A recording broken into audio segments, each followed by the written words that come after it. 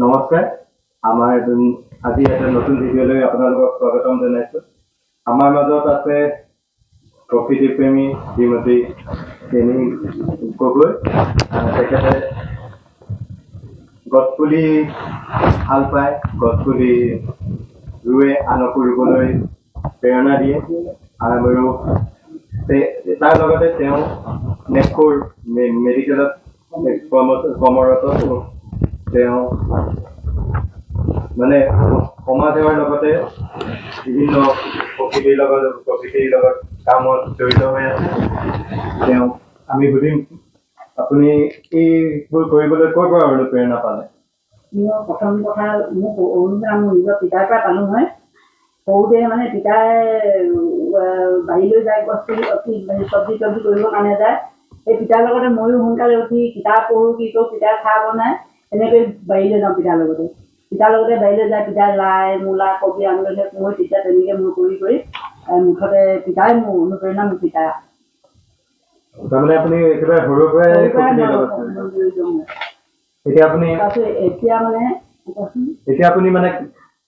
আপুনি গছ ৰুৱে, য'তে ত'তে ৰুৱে, বিভিন্ন ঠাইত ৰুৱে, বিভিন্ন ঠাইত আপুনি মানে সমাজতো মানুহৰ মাজতো আপুনি গছপুলি দিছে বা ৰুইছে।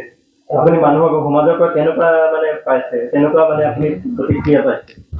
মই মানে বহুতেই মোক মানে আগবঢ়াই লৈ গৈছে, চবৰে সকলোৰে পৰাই মই প্ৰেৰণা পাইছোঁ। মোৰ মৰম দিছে সকলোৱে, মোক নিমন্ত্ৰণ কৰে। আজি ক'ৰবাত মানে বিহু বা ক'ৰবাত কিবা ৰাজহুৱা অনুষ্ঠান মানে মোক তেনেকৈ তেখেতলোকে নিমন্ত্ৰণ কৰে, মোক সন্মান জনায় তেখেতলোকে। মই 9 চনৰ পৰাই এনেকৈ কৰিছিলোঁ কামটো। 9 চনৰ পৰাই আমাৰ নামঘৰতে মানে খাই আহিছিলে ভাগৱত বিয়াকেইটা। তেতিয়া তেখেতৰ লগতে মই প্ৰথম 9 চনৰ পৰা তেনেকৈ কৰি আছোঁ। এতিয়া নিজৰ গাঁৱতো ৰুইছোঁ, ৰাইজকো দিছোঁ। তেনেকৈ মানে কাৰোবাৰ জন্মদিন হ'ল তেতিয়াও এনেকৈ দিছোঁ, উপহাৰ দিছোঁ। সেয়াই আৰু। এতিয়া আপুনি গছপুলি ৰুৱে, গছপুলি কিন্তু চবেইতো গছপুলিজোপা ধৰক প্ৰতিপাল নকৰে বা তেনেকুৱা যিটো মনোভাৱ লৈ আপুনি গছজোপা ৰুৱে, তাৰ বিৰূপ মনোভাৱো হয়তো আপুনি পাইছে। কেনেকুৱা অনুভৱ হয় বাৰু আপুনি? এইবোৰ মই সদায় ৰাইজক মই কওঁ, গছপুলি এটা ৰুবলৈ গ'লে অকল গছপুলিটো ৰুলেও নহ'ব, দিওঁতা থাকিব লাগিব, পালন কৰোঁতা থাকিব লাগিব, লওঁতাও থাকিব লাগিব। তেতিয়াহে গছপুলিবিলাক ডাঙৰ দীঘল হ'ব। ডাঙৰ দীঘল কৰিবলৈ মানুহ থাকিব লাগিব। মই এতিয়া ঘৰৰ ওচৰতে দেখিছে আপোনালোকে, মই ৰুই থাকোঁ। মই 5 বজাতে উঠিয়ে ৰুওঁ। প্ৰথম মই বাৰীলৈ সোমাই আহি এটা হ'লেও গছ ৰুই মই লগে লগে গোবৰ ছটিয়াওঁ। আমি কেলৈ এতিয়া এইবোৰ গাঁৱৰ কথা ক'লে বেয়া কথা, কিছুমান গৰু চৰু বান্ধিলে যে, সেইকাৰণে মই এইবিলাক গোবৰ ছটিয়াই ডাঙৰ কৰিছোঁ।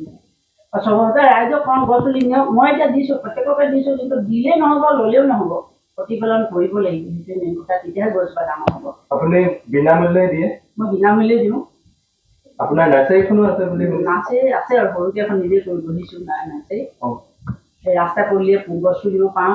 মই কিনা নহয় এইবিলাক, কিনিছোঁ। ধৰি লওক চন্দন কিনিলোঁ বা জ্যেষ্ঠ কিছুমান আনিছোঁ, কিন্তু যিবিলাক মোৰ থলুৱা আছে, মোৰ থলুৱা হাইব্ৰিড নহয়। সেইবিলাক মই নিজে মানে ৰাস্তা পদূলিয়ে ক'ৰবালৈ দি দিবলৈও পাওঁ মই পুলি, বা কোনোবা বাৰীলৈ সোমাই গ'লোঁ, ক'ৰবাত মানুহৰ ঘৰলৈ গ'লেও লাজেই লাগে, নিজকে সোমাই ভাল লাগে। চুৰ নিজকে লাগি যায় যে যেন চাই পুলি দি পাওঁ মই নিম এনেকৈ ভাবোঁ আৰু যিমান পুলি পাওঁ মোৰ ৰাইজে সোধে, এইবোৰ কি পুলি আনিছে? সৰু সৰু দুপাত আমলখি, দুপাত বকুল, কি পুলি লৈছে, কি হয়? মই তেতিয়া কওঁ আমলখি, এইটো বকুল। আপুনি কেনেকৈ চিনি পালে? মই চিনি পাইছোঁ। সেইবিলাকে তেনেকৈ কৰোঁ আৰু মই সেইবিলাক মই নিজে কৰিছোঁ আৰু এতিয়ালৈ মোৰ বহুত দিছোঁ ৰাইজক। মানে সেইবিলাক আছে, কিছুমানে ৰাখিছে বাৰু, সংৰক্ষণ কৰিছে, ডাঙৰ কৰিছে। কিছুমানে আকৌ ৰুলোঁ ছেকেণ্ডতে চালি খালি, তেতিয়া দুখ লাগি যায়। এতিয়া আপোনাৰ নাৰ্চাৰীত কি কি ফুলি আছে? নাৰ্চাৰীত এতিয়া বকুল, অশোক, আম, কঁঠাল, আমলখি, তাৰপিছত এইফালে আজাৰ, তাৰপিছত আকৌ এইফালে ভোমোৰা, অশোক আছে তেনেকৈ আৰু। নাৰ্চাৰীখন মই আগতে এবাৰ চাইছিলোঁ, আজি অকণমান দেখাই দিম দৰ্শকক। আৰু খুব ধুনীয়া ধুনীয়া ফুলি আছে। মোক দিছিলে বাৰু, মই বিশেষকৈ অন্য বেলেগৰ ঘৰতহে ৰুইছিলোঁ।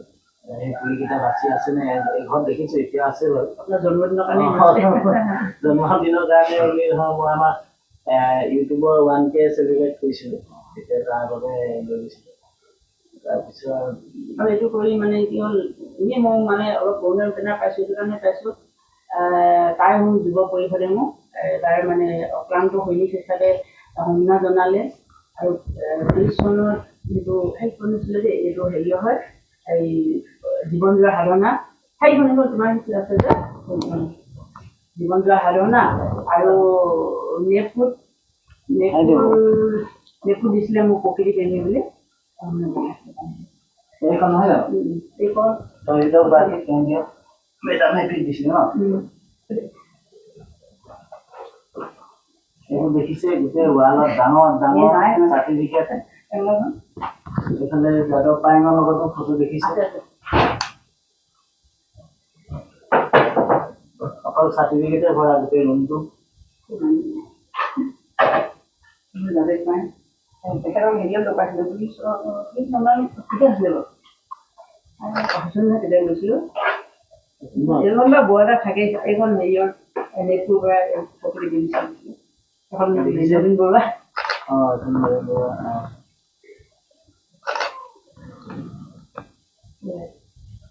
সেইখন সেইখন তাই আহমেদ দিছিলে হেৰিয়ৰ অক্লান্ত সৈনিক হিচাপে হেৰি কৰিছিলোঁ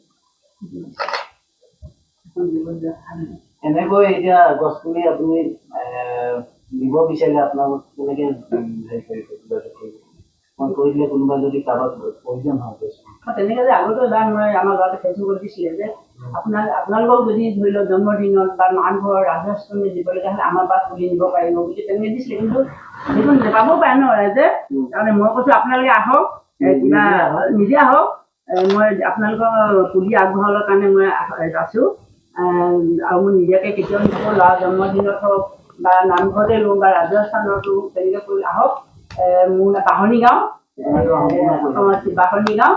নেপটোৰ অপজিট চাইডে মোৰ নাম্বাৰটো হৈছে 600615216 এই নাম্বাৰত যোগাযোগ কৰিব আপোনালোকে পুলি যদি আপোনালোকৰ 600615216 যোগাযোগ কৰিব আপোনালোকে আহক নিজে আহি পুলি লৈ যাওক আৰু নাৰ্চাৰীখন অকণমান দেখাই দিম এতিয়া কালিও দিছে পুলি স্কুলত ওপৰত কৈছে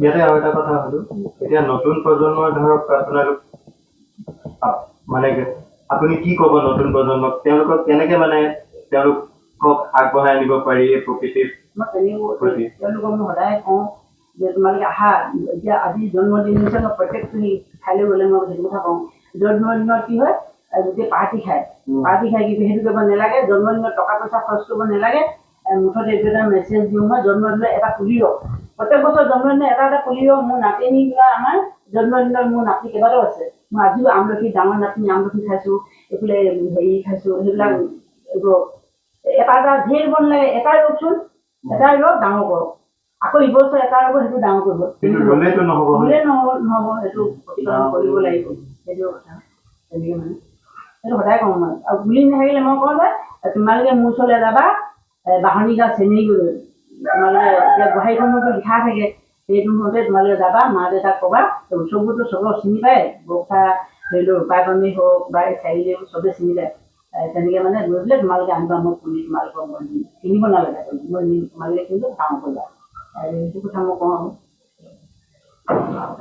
এজোপা গছ ৰুলে কিমান লতাডালো গছতে বগালে দিলে তাত চৰাই বাঁহ ল'লে পৰুৱা বাঁহ ল'লে হয় নাই সেনেকৈ সকলো নহয় নহয় আমি যে বতাহজোপা গছজোপা ৰুলোঁ আমি অক্সিজেন পাবলৈ কাৰণে ৰুইছোঁ আমি ছাঁ পাবলৈ ৰুইছোঁ সেইটো নহয় তাত বহুত মানে জড়িত থাকে হয় নাই পৰুৱা ধৰি লওক এইবিলাক গছ লতাডালো গছতে বগালে তেনেকৈ